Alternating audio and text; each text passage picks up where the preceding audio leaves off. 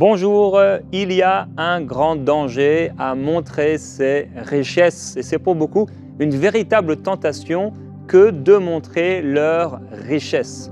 Parfois, le fait de vouloir montrer ce qu'on a, c'est aussi une réaction à la pauvreté ou au manque qu'on a pu vivre alors qu'on était enfant ou adolescent ou jeune adulte. Et bien, peut-être Dieu nous permet, ou les circonstances nous permettent tout à coup d'avoir quelque chose. Et parce qu'on n'a pas été habitué, on a envie de le montrer et on expose ainsi notre richesse. Et c'est un danger pour l'enfant de Dieu puisque ce n'est pas vraiment l'attitude d'un enfant de Dieu. L'enfant de Dieu ne devrait pas exposer comme ça ses richesses en imaginant que peut-être leurs valeurs viennent des compliments des autres ou de ce que les autres, de l'admiration des autres. Mais il faut, frères et sœurs, que notre valeur vienne seulement du Seigneur.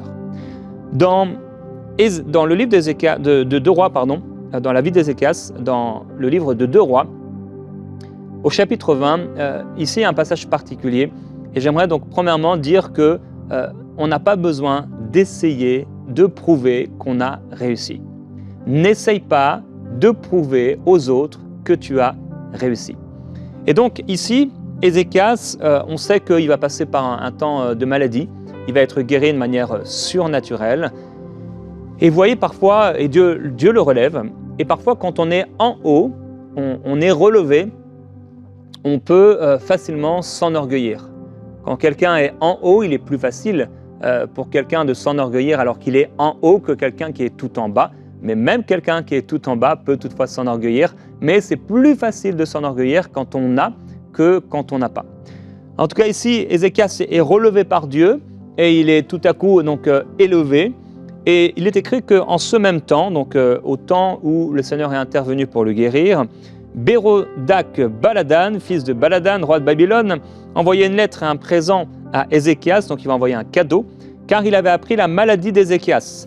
Ézéchias donna audience aux envoyés et leur montra le lieu où étaient ces choses de prix, l'argent et l'or, les aromates et l'huile précieuse, tout son arsenal et tout ce qui se trouvait dans ses trésors. Il n'y eut rien qu'Ézéchias ne leur fit voir dans sa maison et dans tous ses domaines. Oh, je me souviens quand j'ai lu ce passage il y a bien des années, ça m'a vraiment marqué et j'ai vu comment il était important pour nous en tant qu'enfants de Dieu de faire attention, de ne pas exposer nos richesses. Le prophète Ésaïe vint ensuite auprès du roi Ézéchias et lui dit « Qu'ont dit ces gens-là et d'où sont-ils venus vers toi ?» Ézéchias répondit « Ils sont venus d'un pays éloigné, de Babylone. » Ésaïe dit encore « Qu'ont-ils vu dans ta maison ?» Ézéchias répondit « Ils ont vu tout ce qui est dans ma maison. Il n'y a rien dans mes trésors que je ne leur ai fait voir. » Alors Ésaïe dit à Ézéchias « Écoute la parole de l'Éternel.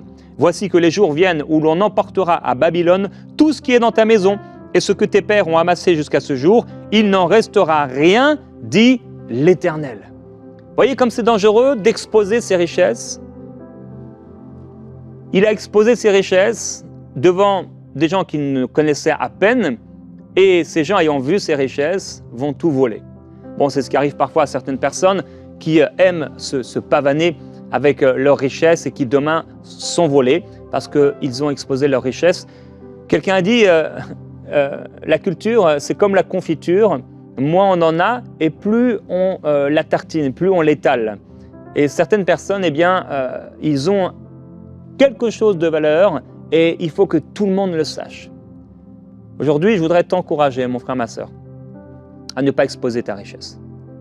À ne pas, en tout cas, surtout parce que c'est ça qui est important, c'est que notre valeur ne vienne pas de ce que nous possédons ou de ce que nous n'avons pas, mais que notre valeur vienne de Dieu. L'apôtre Paul a connu des temps difficiles à cause de la persécution. Il dit qu'il a connu l'humiliation, il a connu aussi l'abondance. Et je suis convaincu, il dit même, j'ai appris. Il a appris le contentement, il a appris à être heureux dans cette situation. Et je suis convaincu que sa valeur ne venait pas de ce qu'il avait ou de ce qu'il n'avait pas, mais sa valeur venait de sa révélation de Jésus-Christ. Et Aujourd'hui, beaucoup de personnes sont comme Ézéchias, donc voilà, ils s'achètent une nouvelle voiture et ils veulent la montrer à tout le monde. Ils s'achètent des objets de grand prix simplement parce qu'en fait, ils veulent que les gens voient qu'ils ont de l'argent. Ils s'achètent le sac à main à 500 € alors que même les gens qui sont 5 fois ou 10 fois plus riches que lui ne s'achètent pas ce genre de choses parce qu'en fait, c'est une réaction à la pauvreté. Beaucoup de gens aujourd'hui montrent des choses comme réaction à la pauvreté. Vous savez, quand on a vécu dans la pauvreté, quand on a vécu dans le manque et qu'on sort de là, on veut tout exposer. Regardez comment les gens qui vivent dans des endroits où il y a beaucoup de pauvreté, ça peut être parfois dans des cités, etc., bien, ce sont des gens qui manquent. Peut-être même leur manque le plus grand, c'est peut-être d'avoir une famille unie, ressentir l'amour d'un père ou la présence d'un père, etc. Mais au-delà de ça, il y a du manque. Et donc on va s'acheter le tout nouveau jogging qui coûte super cher, les chaussures qui coûtent super cher, alors peut-être des fois même on n'a même pas de quoi manger de manière satisfaisante à la maison, mais on trouve notre valeur dans le regard des autres, comment les autres vont nous regarder. Parfois aussi dans l'église, comme Ézéchias, et des personnes vont faire visiter tout, montrer tout et parler de tout et de toutes les choses et combien ça coûte, etc. En faisant visiter leur maison, eh bien, ils disent le prix de tout, alors qu'en fait, on n'est pas intéressé à savoir le prix de tout. Peut-être on était intéressé à voir où tu habites, mais tu n'as pas besoin de nous dire le prix de tout. N'expose pas tes richesses. N'essaie pas de prouver que tu as réussi. Beaucoup aujourd'hui, eh bien, sur les réseaux sociaux, c'est pour eux un moyen de montrer qu'ils ont réussi. On les voit avec leur grosse montre en or, on les voit, ils se prennent en photo devant des piscines, devant des hôtels, devant des grosses voitures. Mais à quoi ça sert? D'où vient ta valeur, mon frère, ma sœur? Il faut que ta valeur vienne du Seigneur, pas des vêtements que tu portes. Que je porte cette veste, qui d'ailleurs n'est pas à moi, et j'ai dû la prendre tout à l'heure parce que j'en avais pas. Je ne sais pas qui elle est, peut-être à Michael ou à Frank. Que j'ai cette veste, que j'ai cette chemise, ou que j'ai un t-shirt à 1 €, ma valeur ne vient pas de ça. Je me souviens lorsque j'étais adolescent, on n'avait pas forcément les marques qu'on voulait à la maison. Quand il a été, vous savez, il y a eu un moment où c'était les Caterpillar, et tout le monde avait des Caterpillar, et moi j'avais pas de Caterpillar, et je voulais en avoir. Et quand je m'en suis acheté, eh bien, c'était dans une braderie, peut-être à 5 €, mais c'était plus du tout la mode. Et oui, vous voyez des choses comme ça, et vous voyez les gens peut-être avoir des choses que vous n'avez pas vous aimeriez les avoir, mais vous ne les avez pas. Et quand vous les avez, alors là, vous exposez et vous montrez à tout le monde. Tu n'as pas besoin de prouver aux autres que tu as réussi. Que notre valeur vienne seulement du Seigneur. Il y a un homme qui s'appelle Belshazzar. Il a donné un grand festin assez grand, la Bible nous dit dans Daniel au chapitre 5, et il va boire du vin en leur présence. Donc il est là en train de s'exposer. Et il est écrit que quand il eut goûté au vin, donc il était peut-être éméché, il va faire apporter les vases d'or et d'argent que son père Nebuchadnezzar, qui avait vécu une grande leçon d'humilité, avait enlevé du temple de Jérusalem. Et là, finalement, il va avoir une main qui va écrire, et il va être affolé, il va être apeuré, il va trembler, etc. La Bible dit que ses reins vont se relâcher, ses genoux vont se heurter. Donc, il est tout tremblant devant cette écriture, alors qu'il était là en train de se pavaner. Il a fait amener tous ces grands. Il y avait 1000 personnes dans son festin. Et il est là et il expose le trésor, les vases d'or et d'argent que son père avait pris du temple de Jérusalem. Il est en train de tout exposer. Elle a la main, elle écrit quelque chose. Et qu'est-ce qu'elle écrit cette main? Entre autres, elle écrit « pesé ». Tu as été pesé dans la balance et tu as été trouvé léger. Divisé, ton royaume sera divisé. Mon frère, ma sœur, ne soyons pas trouvés légers devant Dieu. À force d'exposer les choses et d'exposer nos biens. Il va être corrigé, on va lui rappeler ce qui est arrivé à son père. Il est écrit, lorsque son cœur s'éleva et que son esprit s'endurcit jusqu'à l'arrogance, il fut précipité de son trône royal et dépouillé de sa gloire. Et vous vous souvenez, Nebuchadnezzar va vivre pendant un temps comme un animal par terre. Ça, c'est ce qui arrive quand le cœur de l'homme s'élève. Plusieurs personnes, Dieu agit dans leur vie, parfois simplement de manière aussi naturelle. Ces personnes deviennent responsables dans leur société. Ces personnes changent de statut social. Elles ne changent pas de statut devant Dieu, mais elles changent de statut social et ces personnes commencent à s'enorgueillir, à regarder les autres comme s'ils étaient des moins que rien. Gardons-nous de telles attitudes, frères et sœurs. Cette chose que tu as, garde-la pour toi devant Dieu. J'aime ce passage de Romains chapitre 14, le Seigneur m'a amené à ce passage où Paul va dire « Je sais, je suis persuadé par le Seigneur Jésus que rien n'est impur en soi, et qu'une chose n'est impure que pour celui qui la croit impure. Mais si pour un aliment ton frère est attristé, tu ne marches plus selon l'amour. Ne cause pas par ton aliment la perte de celui pour lequel Christ est mort. » Alors ça, c'est un équilibre qui est parfois difficile à avoir. On ne veut pas être une occasion de chute en tant que croyant. Maintenant, si Dieu nous bénit de manière financière, l'apôtre Paul disait à Timothée de dire aux riches, non pas de tout vendre, de tout donner, mais de pouvoir être généreux. Quand quelqu'un est riche, ça peut se voir, parce que peut-être il va s'habiller différemment. Maintenant, il ne faut pas exposer nos richesses. Et il y a des choses que nous devons garder pour nous, pour ne pas être une occasion de chute. Maintenant, c'est toujours une question d'équilibre, et c'est assez difficile. Pour quelqu'un, une veste comme ça va être déséquilibré parce que lui n'a jamais eu de veste. Pour d'autres, ça va être peut-être une veste symbole de pauvreté, ça va être une petite veste. Donc, c'est une question d'équilibre. Pareil pour une montre, pareil pour une voiture. Tout est question d'équilibre. C'est qui regarde qui. En tout cas, pour Dieu, Dieu n'est jamais choqué d'une quelconque richesse d'un homme, parce que tout lui appartient. Pour Dieu, une Ferrari, c'est comme pour toi un centime pour lequel tu ne te baisses même pas à terre pour aller le récupérer, parce que ça vaut rien. Peut-être pour un billet de 100 $, tu te baisseras, peut-être je me baisserai, mais Dieu ne se baissera pas pour aller regarder une Ferrari, parce que pour lui, c'est rien, ça ne vaut rien. Et donc, c'est toujours une question de qui regarde qui, mais il est important en tout cas de veiller à ne pas être une occasion de chute, même si, eh bien, d'une manière ou d'une autre, à un moment ou une autre, on sera une occasion de chute pour quelqu'un. Mais de ne pas faire de nos privilèges ou des choses qu'on a, donc une occasion de chute pour les autres. Et parfois, il faut bien dire non à certains privilèges pour ne pas être une occasion de chute. Peut-être tu vas ne pas vouloir conduire un certain type de voiture ou peut-être tu vas refuser de t'acheter telle et telle chose ou d'habiter dans tel quartier pour ne pas être une occasion de chute.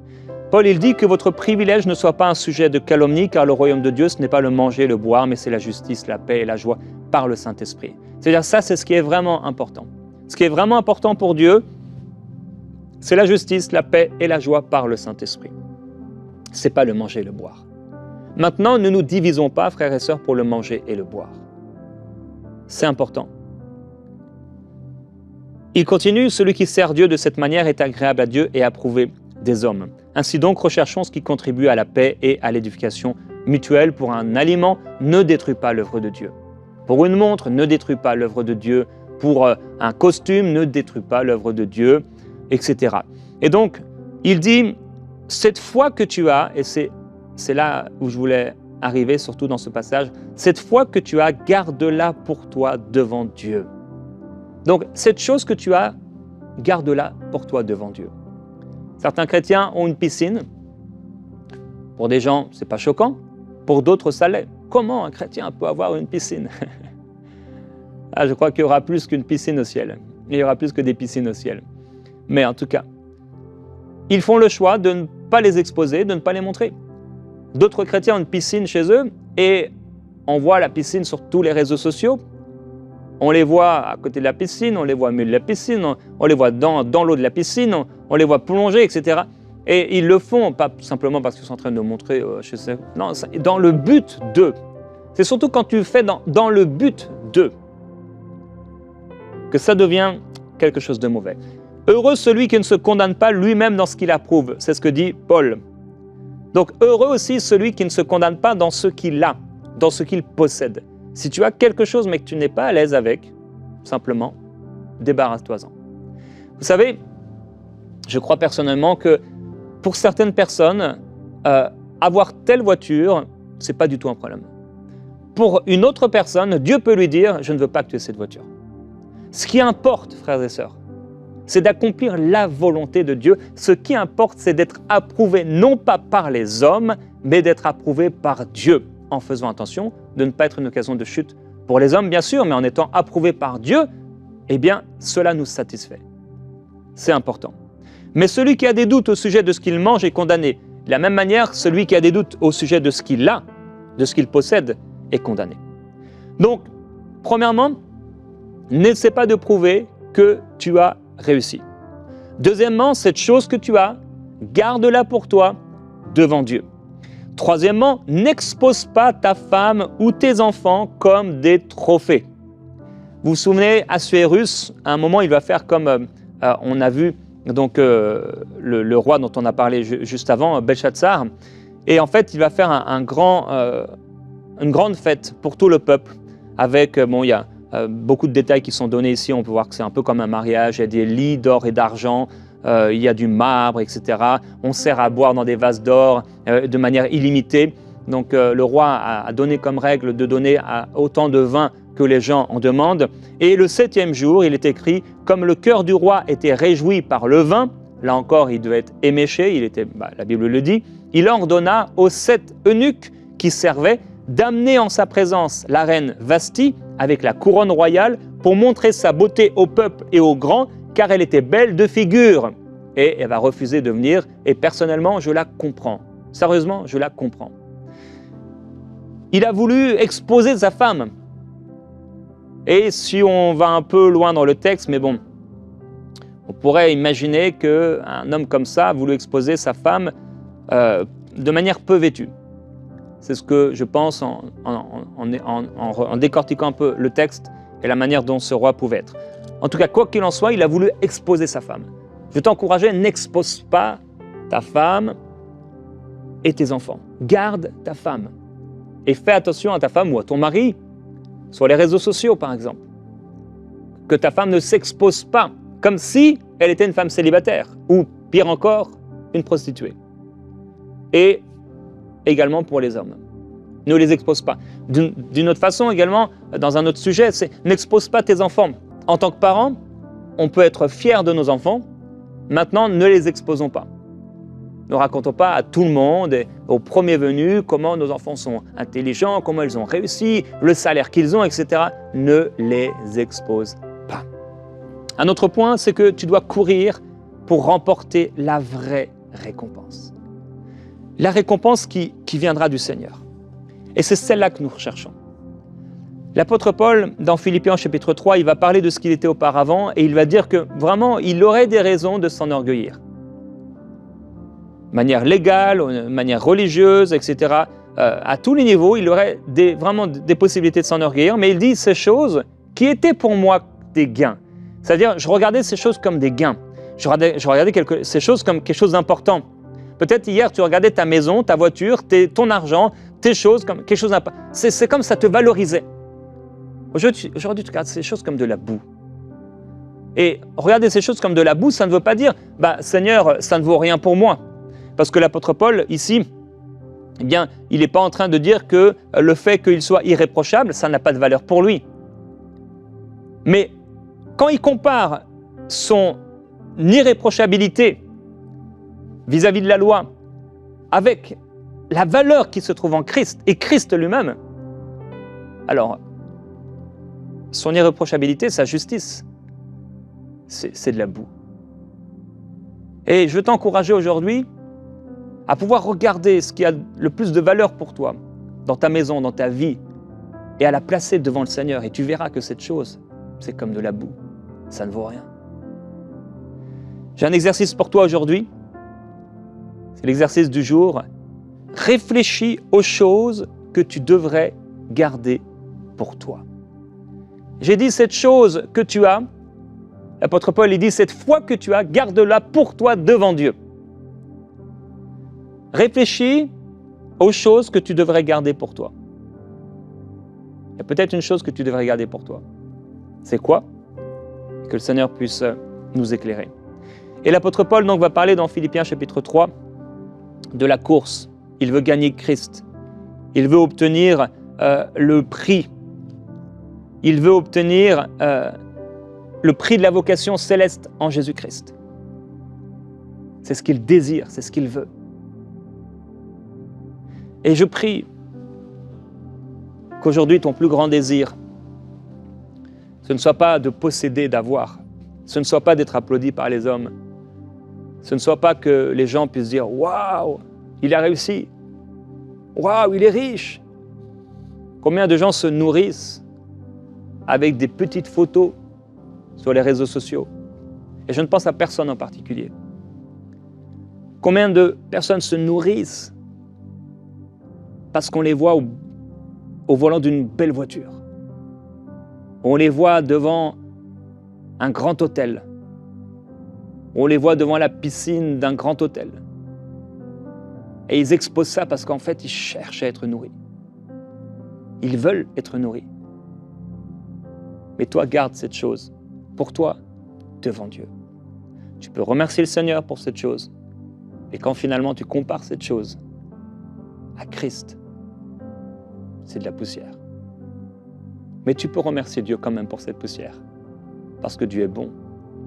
Et Dieu est un Dieu de bonté. Mais surtout, remercie Dieu parce que ton nom est inscrit dans le livre de vie. Et Père, aujourd'hui, nous voulons te remercier et te glorifier de toutes les bonnes choses que tu nous donnes. Et nous voulons faire le choix, et dis-le mon frère, ma sœur, avec moi. Père, je veux faire le choix devant toi de garder ce qui ne doit pas être montré, de garder pour moi, devant toi, ce qui ne doit pas être montré. Je fais le choix de ne pas être une occasion de chute. Je fais le choix de l'humilité. Seigneur Jésus, je veux être humble comme tu es humble. Tu n'es pas venu exposer ta richesse, mais tu es venu avec humilité. Tu es entré à Jérusalem sur un âne, le petit d'une ânesse. Sur un ânon, tu es venu. Et avec cette même humilité, je veux me présenter devant les hommes. Ma valeur ne viendra pas des hommes. Ma valeur ne viendra pas des hommes. Mais ma valeur me vient de toi, Seigneur. Alors je veux te remercier pour ces bénédictions que tu me donnes. Mais je veux surtout te remercier pour ta vie, ton amour pour moi. Je te glorifie, Jésus-Christ. Je te remercie pour ta fidélité, pour ta bonté. Tu m'aimes, tu es merveilleux, je t'aime. Je veux être humble comme toi. Merci, Seigneur. Je viens dans ta présence me prosterner. Montre-moi comme tu aimes l'humilité. Saint-Esprit, sois l'étoile qui me conduit vers ton grand cœur d'amour qui change ma vie. Tu es le Dieu des cœurs brisés et l'ami du faible. Tu laves les pieds de l'opprimé. Tu reçois le rejeté. Je veux être comme toi, Jésus, avoir ce cœur en moi. Tu es le roi de tous les humbles, au roi d'humilité. Tu es le Dieu des cœurs brisés et l'ami du faible. Tu laves les pieds de l'opprimé. Tu reçois le rejeté. Je veux être comme toi, Jésus, avoir ce cœur en moi. Tu es le roi de tous les simples, roi d'humilité. Dis au Seigneur que le torrent soit sec ou que le torrent soit rempli, que mon compte soit vide ou que mon compte soit rempli, que ma maison soit vide ou que ma maison soit remplie. Ce que je désire, ce que je veux, c'est t'aimer, c'est te glorifier par ma vie, c'est d'être approuvé par toi. C'est ce que je veux, Seigneur. Être approuvé par toi. Je te loue et je te remercie de ce que mon nom est écrit dans ton livre, le livre de vie de l'agneau. Merci. Merci pour ta fidélité. Je veux rester fidèle. Je veux rester humble. Que mon cœur te soit agréable. Que ma vie te soit agréable. Seigneur, merci pour toutes les bonnes choses que tu me donnes. Merci pour elles, mais surtout merci pour qui tu es.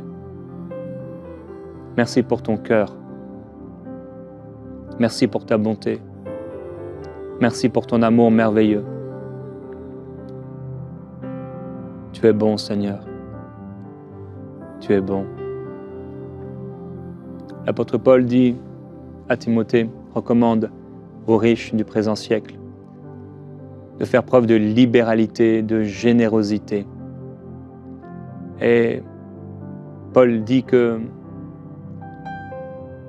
Dieu leur a donné ce qu'ils ont pour leur plus grand plaisir. Dieu veut nous faire plaisir par ses bontés. Dieu veut nous faire plaisir et il est bon. Il est merveilleux. Que nous puissions et que nos cœurs soient éloignés de l'esprit qui est dans le monde, qui s'attache aux choses du monde et qui est valorisé par ses possessions. Notre valeur ne vient pas de nos possessions. Notre valeur vient du Seigneur. Que le canapé soit en cuir, ou qu'il soit en soie, ou qu'il soit en tissu, ou qu'il soit en coton,